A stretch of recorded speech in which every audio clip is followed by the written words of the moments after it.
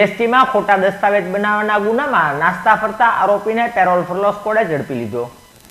Palitana town police ખાતે જીએસટીનો ગુનો નોંધાયો હતો। આ ગુનાની અંદર મેસન ઉર્ફે મેસન અબ્બાસ ઉર્ફે ચાઉસ અલીભાઈ કુરેને જીએસટીને લગતા ખોટા દસ્તાવેજ બનાવ્યા હોવાને લઈ તેની વિરુદ્ધ ગુનો નોંધાયો હતો। ત્યારથી આરોપી નાસ્તો ફરતો હતો, જેના અનુસંધાને પેરોલ ફરલો સ્કોડની ટીમને બાતમી મળી હતી કે આરોપી શહેરની વિસ્તારની અંદર આવ્યો છે, જેના અનુસંધાને પેરોલ ફરલો સ્કોડની ટીમે આરોપીને ઝડપી લઈ ધોરણસરની કાર્યવાહી હાથ ધરી હતી।